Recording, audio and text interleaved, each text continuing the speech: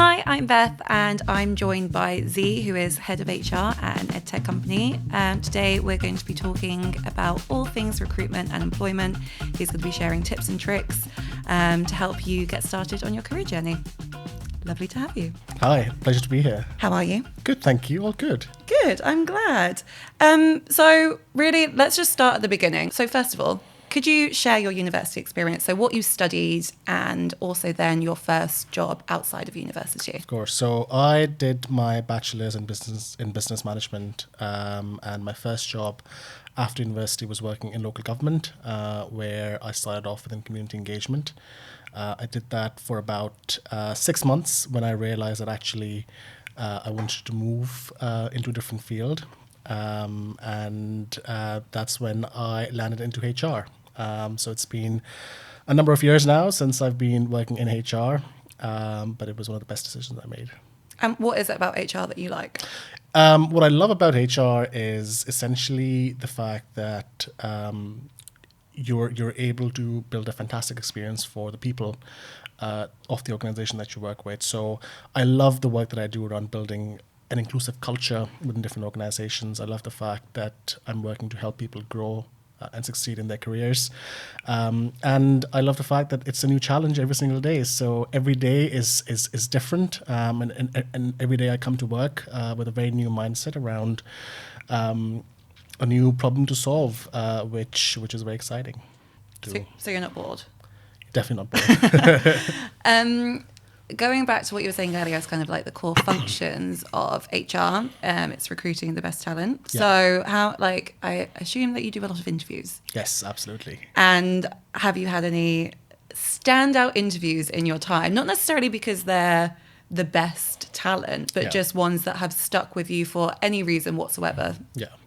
I remember interviewing a candidate not too long ago, and this candidate was very well prepared. You know, they came to the conversation very confident, and they came into the conversation with a lot of research done, not just about the company and the role, but also the person that they were meeting. So I was very impressed by the fact that they had a look at my LinkedIn profile before they met me, but also they did a lot of research about the company which I was working for back then. So I think every single interview that I've had where the candidate has made an effort to research about the company, about the person that they're meeting, and also asking good questions at the end of the interview clearly has stood out for me. And I would say if I was to put a rough percentage, 80% of those people who come prepared during those conversations ultimately do get the job. That's a good stat. Yeah. How do you, someone's, for example, say if I'm coming to an interview, I've checked out your LinkedIn profile, I've looked at the company website, I'm pretty familiar. How does someone demonstrate that well to someone who is interviewing them? Yeah. I think it's important to make sure that the answers that you give when the interview is asking you questions is tailored towards the company and the job description that you have at hand. So making sure that the answers are as specific as possible to the industry that you've applied for, to the specific job that you're doing. And then also at the end of the day, asking the right questions is very key, because with the right questions, you're able to demonstrate how much do you know about the company, how much do you want to know about the company. Are you very curious? Are you somebody who want to understand more about the organization? So I think all these things combined can be really fruitful and rewarding in the long term. What else would you say is, if you're interviewing someone, do you look out for? So we've got research, the interviewer as well as the company and the role. Yeah. What else would you say is kind of critical that you're looking for on those initial screening interviews as well? So to get your foot in the door. I think the most important thing to get your foot through the door is to make sure that you have a CV that is absolutely tailored to the job that you're applying for. As somebody who works in HR, I can tell you for a fact that for every job that we have online, we get hundreds of applicants every single day. So there's a lot of CVs to go through, and on average, and this is a very popular industry stat, that somebody who works in HR spends 30 seconds per CV, and in those 30 seconds, they have to make a decision on whether or not this candidate should be moving forward. So it's think about the fact that you have 30 seconds to improve, to convince somebody in front of you that, look, you have the right experience and you have the right knowledge to be considered suitable for the job. And that's why having a CV that is specifically tailored to the role that you're applying for, a CV that is concise, a CV that is not longer than 2 pages, and a CV that is structured and formatted correctly will go a much longer way. So making sure that you're talking about your experiences in the most relevant way possible. You're highlighting some of your key achievements, which are particularly relevant to the role that you've applied for, and making sure that your CV does not include some irrelevant stuff, which is sometimes it's nice to have, but also just remember the fact that you have 2 pages and you have 30 seconds to convince somebody to get through the door. So make a CV as tailored as possible. So you're saying as tailored as possible. What if so we don't want to reinvent the wheel each time. Absolutely. So it's just omitting anything that isn't relevant to the job that you were doing. Or say, for example, like if I were a student who was looking to I was in between careers, have like 2 separate CVs that I'm sending out to those different kind of job roles. Yeah. Okay. And then also it's interesting that you were saying like omit anything relevant. On my CV, I have like my hobbies. Mm-hmm. Do you care for that? Or no, I think hobbies are absolutely very important. So you have to make sure that you are not just talking about your achievements in your education, in university, or in your career, but also convincing a bit more about the person behind the scenes. So I think hobbies are a great way to show some of the causes that you're passionate about. How do you like to spend your free time? Some of the key things that you like to do on a day-to-day basis as sort of work. So would definitely recommend keeping hobbies as part of your CVs, but also at the same time, think about how can you make your CV as tailored as you possibly can towards the role that you've applied for. So, for example, if you've done an internship at a bank a few years ago, but you're applying for a tech company, and you have done 2 or 3 different internships in tech firms, instead of adding the internship in the bank, and no matter how big that bank might be, focus on the 2 or 3 internships you've done within the tech firm, and bring those to light versus emphasizing entirely on a sector that you perhaps are not applying to in your role. Yeah, because like you say, 2 pages, you need to keep all Yeah. the good relevant bits in there. A question as well. I don't know if this is like a personal preference thing or what, but I know that people can get quite creative with their CVs, like the look, the feel of them. What's your thoughts on that? Are you here for it, or would you rather just have a standard PDF? Yeah, it's a very interesting question. I mean, I know a lot of different people have a lot of different preferences in terms of layout. My personal preference is to keep the CV as simple as possible. So, I'm definitely all for a neat, structured layout, but at the same time, if it's got things that are not quantifiable, or things which are, for example, occupying far more space on a piece of paper than it should, it might be worth reconsidering your design, because you do have, as I said, you do have 2 pages at max to convince somebody that you have the right skill set for the particular role that you want to apply for. So my personal advice to anybody who's applying for a CV, who's applying for a new role, is to make sure that the CV is clearly formatted, is simple, and it's easy to read. Clearly formatted, simple, easy to read. Yes. The 3 takeaways. Yes. Fabulous. We've spoken about tailoring CVs to the specific job role, and you kind of mentioned like tiering the experience that people may have. But for someone who's like at the very start of their career, who doesn't necessarily have that much experience or any experience, what can they do with that kind of, how can they leverage that section on the CV? Yeah, sure. I think it's important to think about what other experiences do you possess as part of your university career. So, for example, you may have some extracurricular activities or some part-time jobs which you may have done throughout your time at university or even before that. And I think both of them are very important to employers because it shows that you have an understanding of how do you work together as a team or how things work in general. So those two areas are really good buckets to utilize and to mention on your CV. I'll give you my example. I did a part-time job while I was studying at university, and my part-time job was something which helped me land my first job outside of university, because I utilized my experience in the part-time role to talk about how I worked together as a team, how I was involved in solving problems for my customers. So think about your part-time job. It doesn't matter if you worked at a restaurant or a cafe.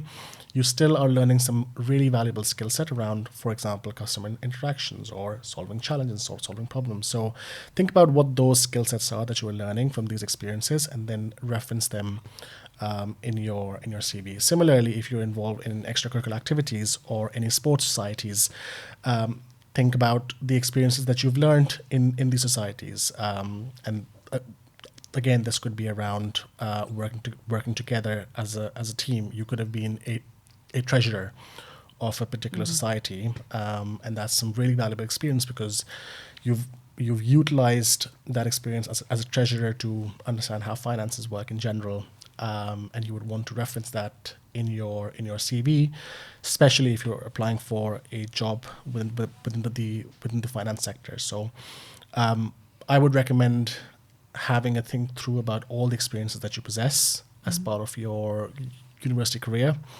whether it's internships or part-time jobs or extracurricular activities. Make sure that all of them are referenced, and you're taking out some specific skills from each of these opportunities on your CV.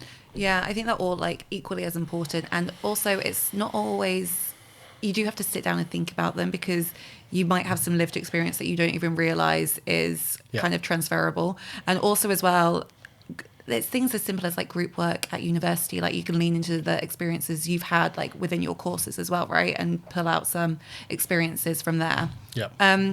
That being said, it's kind of, I feel like it's like something you get better at as you get older.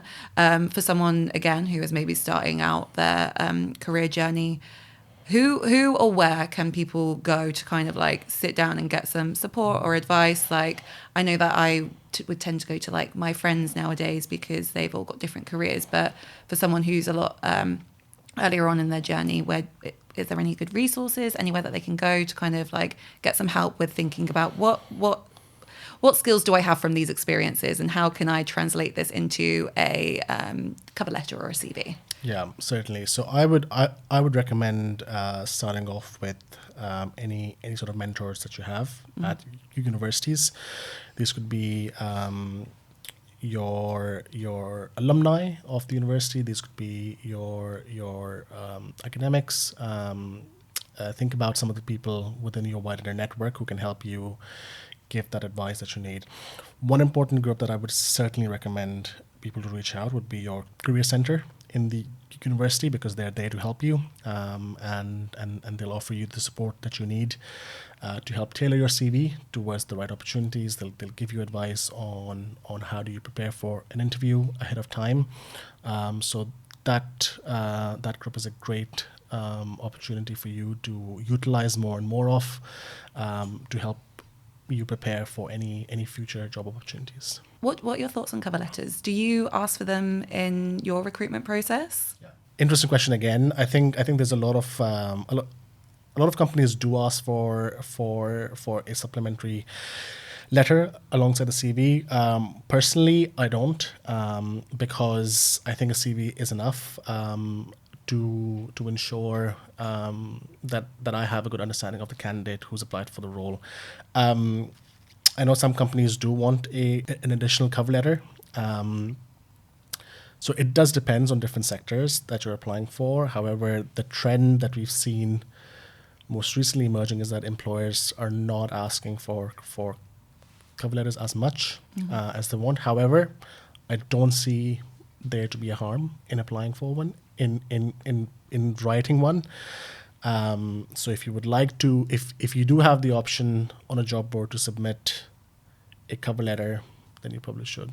And if someone is asked to submit a cover letter, is there any kind of top tips that you could call out for someone who's looking into that kind of for the first time? Yeah, absolutely. So I would say keeping the cover letter to a single page is important, and making sure the cover letter is, once again, tailored to the job that you're applying for. I would recommend following a structure where you are highlighting your key achievements in the cover letter, and you're essentially writing an essay where you're convincing the person who is reading why you have the right skill set and the right experience to do the job. Fab. And I kind of want to talk, as I know that we've spoken a lot about what to do on the CV cover letter. What are kind of some like red flags for you? So like absolute no-nos, either on a CV, a cover letter, or in an interview process. What's kind of like, would you say to absolutely not do to anyone? If I was to list down a couple of red flags for both your CVs and interviews, let's start with the CVs first, right? So a key red flag for me for a CV would be if you're applying for an entry level position and your CV is longer than 2 pages. That's a red flag. Make sure it is tailored and specific to the role, and it's less than 2 pages. The other sort of red flag for me would be a CV that has a lot of spelling mistakes, a lot of grammar issues, a lot of structural formatting issues. As I said, it's your chance to impress the company that you're applying for, to convince them. So use those 30 seconds wisely and make sure that your CV is formatted as perfectly as possible. In terms of an interview, I would say not having done any research on the company would be a key red flag for me. So it's absolutely important that you prepare before your interview. You think about some of the questions that they'll ask you in the interview process, but also at the same time you do some research on the company. You understand what the company does, what's its mission, its vision, its purpose. And then finally, I would say not asking any questions at the end of the day. There are so many candidates who just don't ask any questions at the end of the interview process, which for me is a red flag because it shows you're not curious to know more about the company that you want to apply for, or you're not keen about the job itself, or you're not particularly interested in the company as a whole. So I'd say prepare before the interview by understanding the company a bit more, and coming up with a list of questions at the end.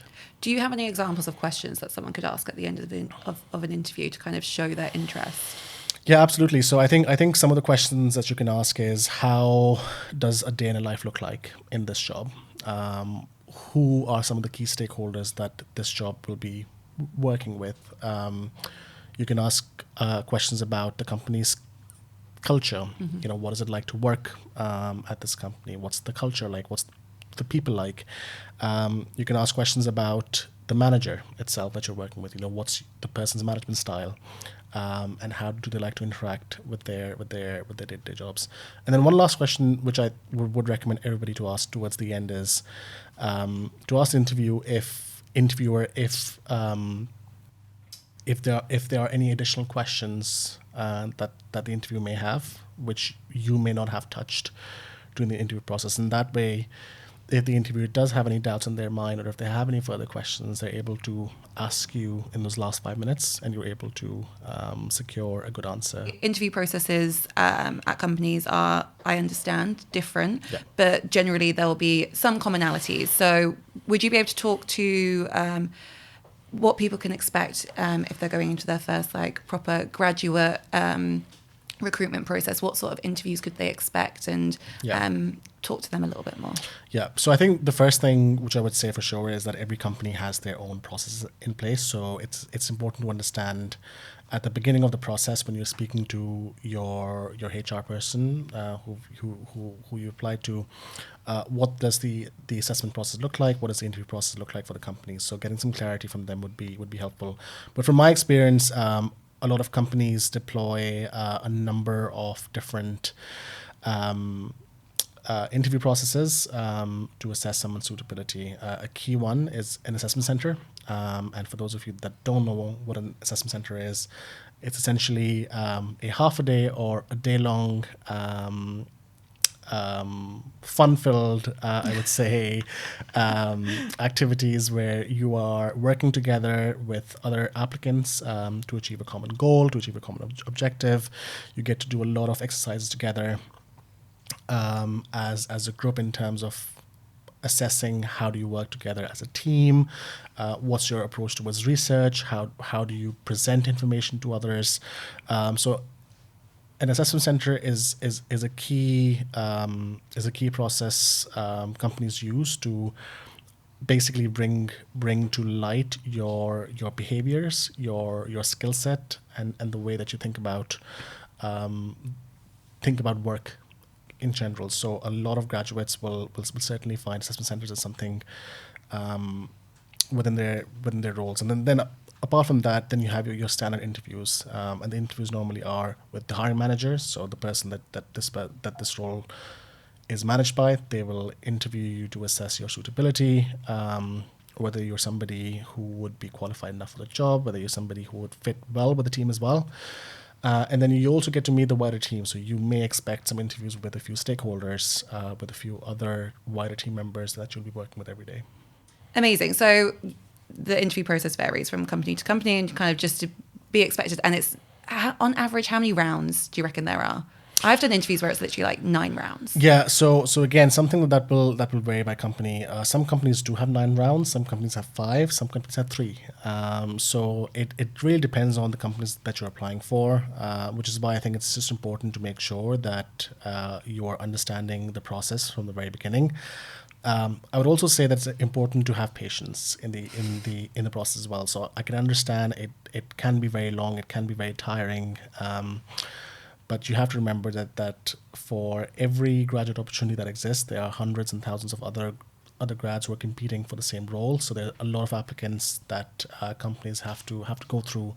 So sometimes things can take time, but I would say getting some expectations clarified from the beginning with the company that you've applied for would be really helpful long term. Yeah, so ask what is this process, and Absolutely, so they know what's coming. That's actually a good point as well, because obviously we're speaking about you interviewing candidates, but also candidates are essentially interviewing the company. Absolutely. And I don't know if you have an answer for this or whether you can say this, but would you say there are like red flags that candidates, I keep saying red flags, maybe that's a bit too negative, but are there like warning signs or things that candidates should be aware of that might indicate this isn't the best place to work potentially? Maybe if there's not transparency, maybe if they're not upfront about that interview process. Are there any things that candidates can kind of look out for when they approach this recruitment process from their point of view? Yeah, absolutely. I think it's important to have a good fit both ways. So while it's important for the employer to assess whether the candidate would be a good fit for the company, at the same time the candidate needs to assess whether the employer would be a good fit for them, which is why I always recommend people to ask questions at the end of the interview to make sure that they're getting as much information as possible about the company, about the role itself. So I guess some of the key things which I would encourage people to ask about is the culture of the company, and if the company is inclusive in its practices, what is the working schedule looking like? How does the team celebrate success together? What development opportunities exist for you within the company? How are the company's engagement survey results? I think all these things are really important to ask and to understand at the end of the interview process. So by asking the right questions, you're able to get a better understanding about the company as a whole.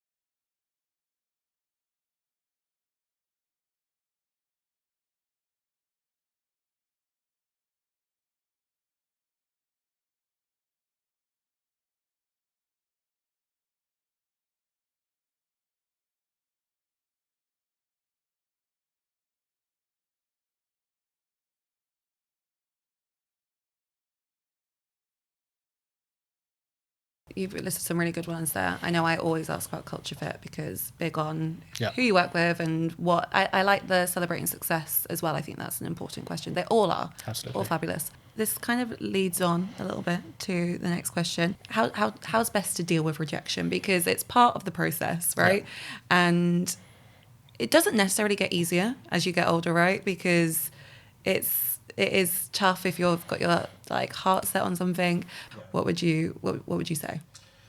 It's never easy to be rejected, and I've been rejected a few times. I'm sure you might have as well. So it's never easy to be rejected when you apply for a job, when you work so hard to get the right CV, the right questions answered in the application process, but it just didn't work out. The first thing which I would say is that it's important to make sure that you don't take it personally.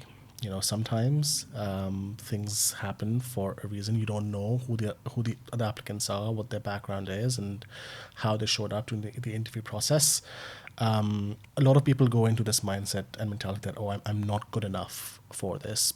Please don't do that. This is not a personal issue. So it's just important to make sure that you're not taking it personally.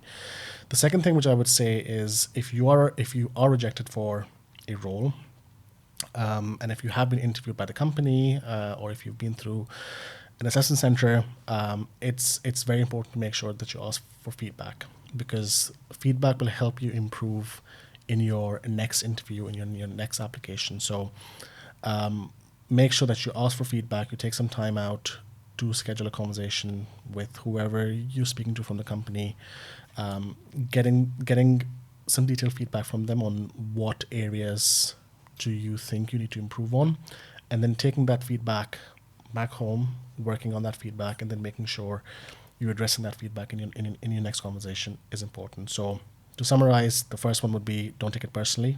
It happens to everyone, and it's a part of life. And the second one would be to get some feedback. I guess as well, kind of like to wrap this up a little bit, we've spoken a lot about tips, tricks, interviews, CVs, cover letters, everything really. What are kind of like the key pieces of advice you would give to someone at the start of their career entering the world of interviews, CVs, cover letters, and all of the above? What's some key advice that you would want them to take away? My advice to everybody would be to make sure that you are firstly tailoring your CV to the job opportunity that you are interested in. The second advice would be to make sure that you are preparing yourself before the interview. So go in prepared, make sure that you ask the right questions when you're speaking to an interviewer. And then my last advice would be to have fun. This is going to be a very exciting, interesting, frustrating time of your career, where you will be looking for different opportunities and sometimes you may get the best outcome, but sometimes you may not get the outcome that you're looking for. So it's important to make sure that you are not taking some of these decisions personally, that you're having fun while you're doing this, and that you're staying positive and optimistic throughout the process. And then the last piece I would certainly say is to leverage your wider network to help you land the job that you're looking for. So speaking to your friends, speaking to alumni, speaking to your seniors who've been through in this position, same position as you, it's important to have a good network to help you support your job search. Amazing. Thank you so much.